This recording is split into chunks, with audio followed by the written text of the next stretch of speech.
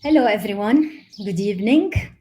So, I'm very excited for tonight's talk because that is a topic that actually I personally lived in my life when I was still in the business, the corporate world.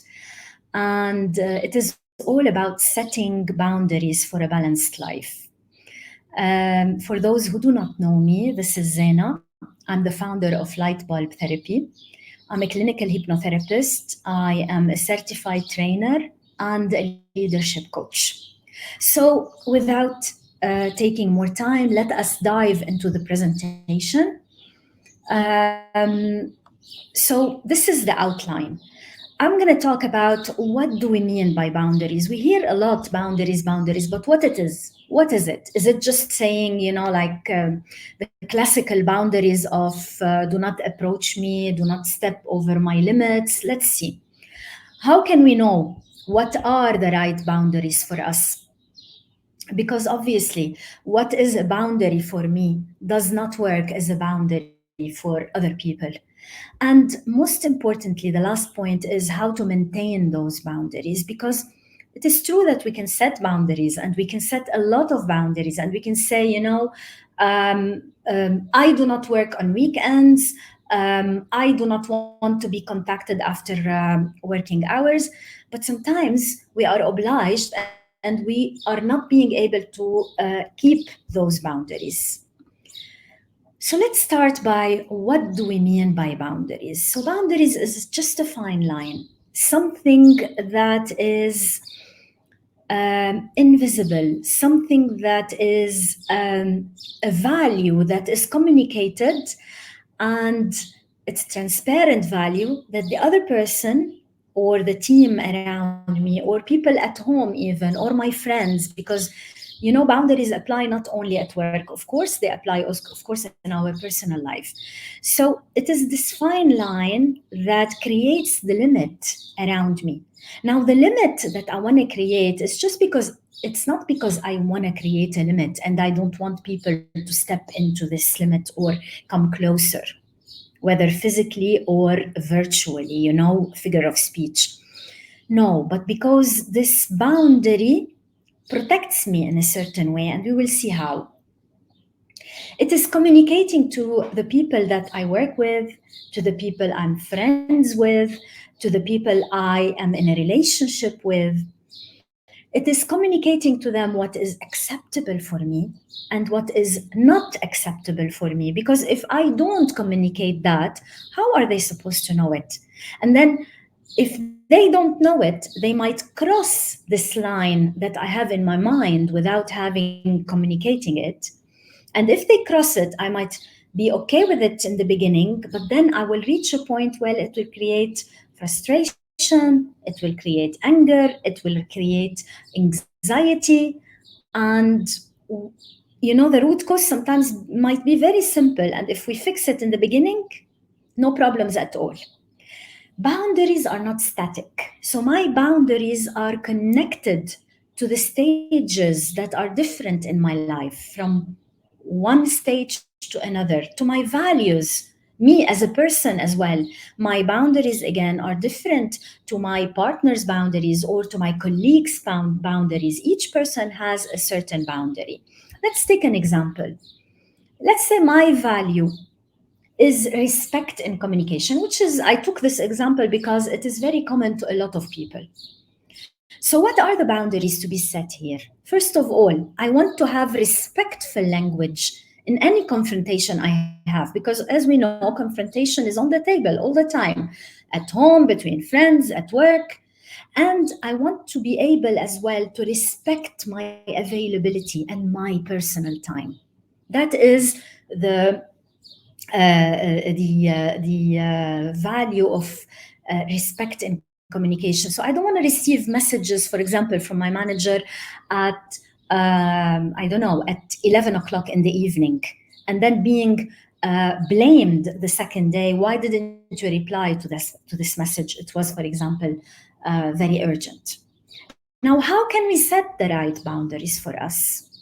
Boundaries, and listen to that very well. Boundaries are all about needs, and I highlighted needs because needs that are not met. So when I do not have boundaries, my needs are definitely not met.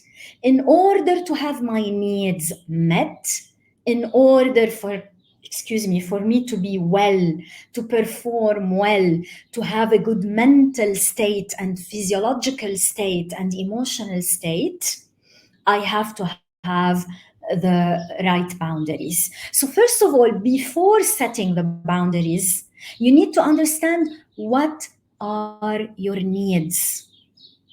So, this is a question that is very important.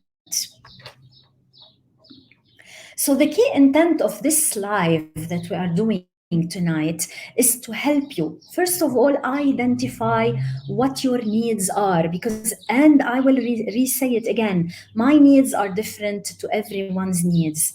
And the same colleagues working in the same department might have different needs. Accordingly, what are the necessary boundaries to have my needs met? And third, how to maintain those boundaries. I decided to take today a story of a woman called Kate. It's always easy to associate with a persona. So, Kate is an operations manager in a company. She is a 38 years old woman, very successful, married with 2 kids.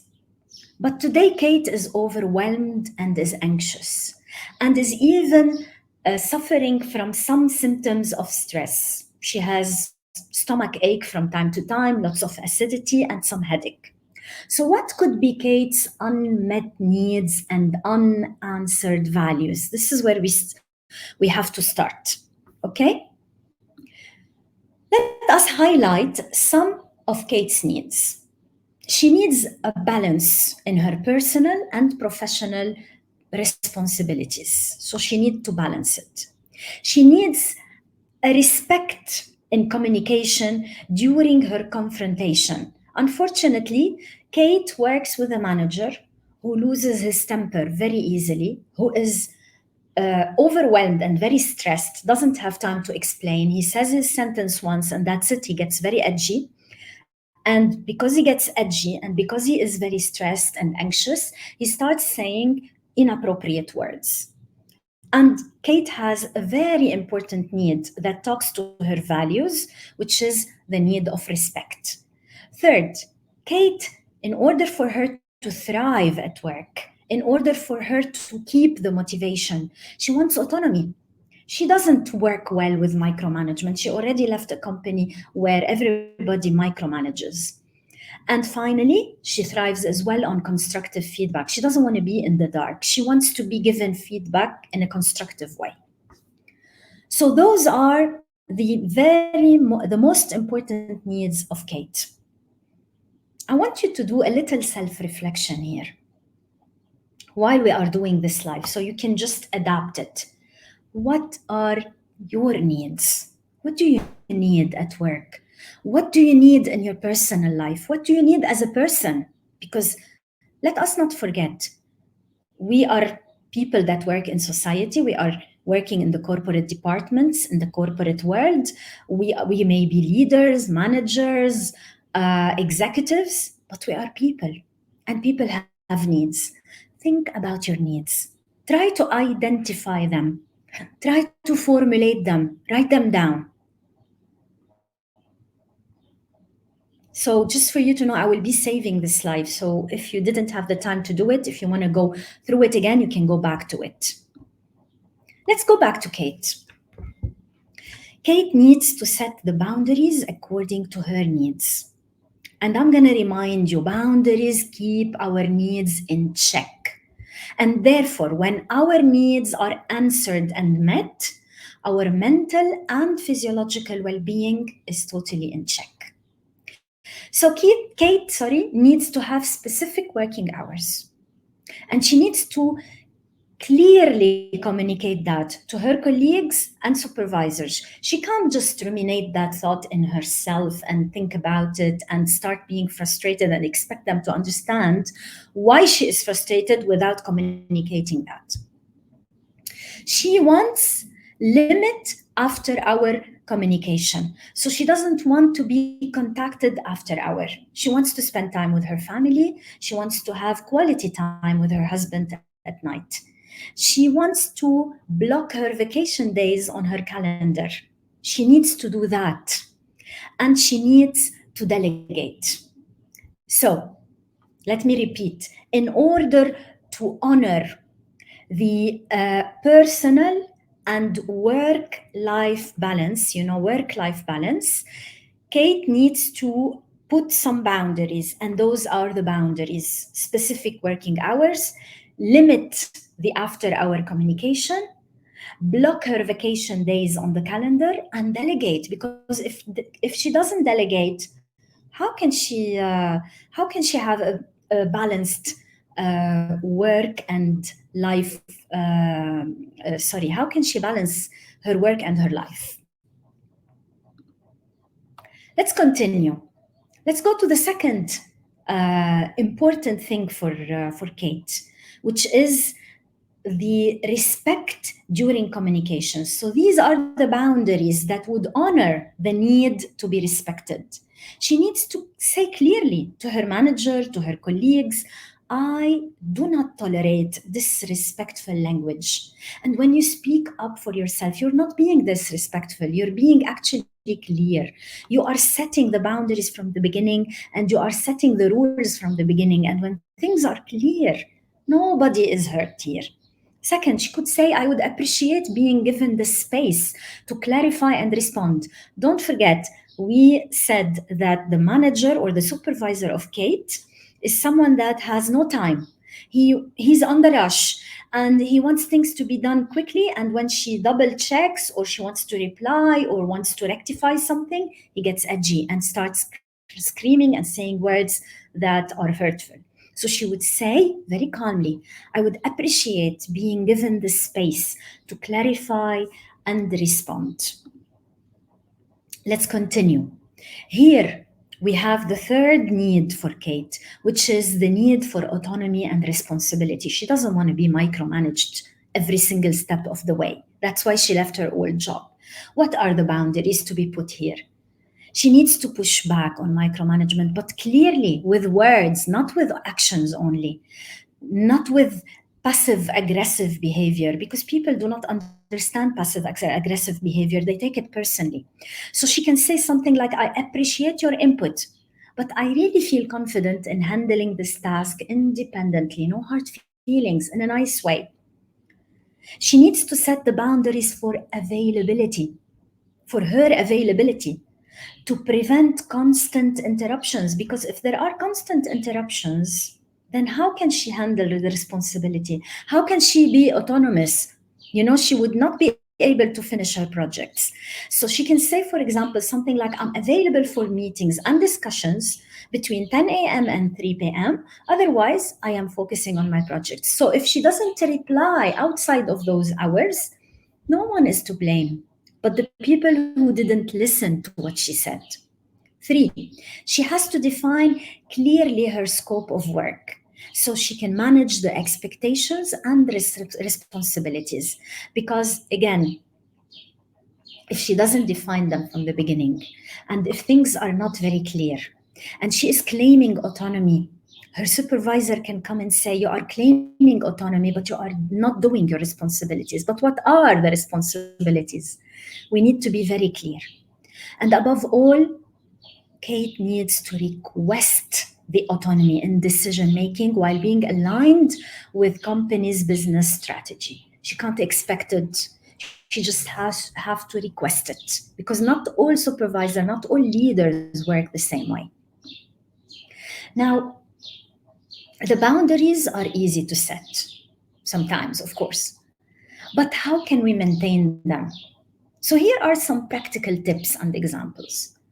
Let's say we're talking about the balance between the professional and the personal life. First of all, We can use out of office auto replies. It's easy. The other person will see that or and will know that they will not get the reply at a certain time, and they will relax. They will not start expecting and start building resentment. Why am I not receiving a reply? Am I being, for example, disrespected, or am I being neglected? Am I being taken for granted? All those thoughts can come to the recipient or to the person that sent the request. Don't forget, again, I always stress on the point that we are dealing with human beings, even in corporate environments.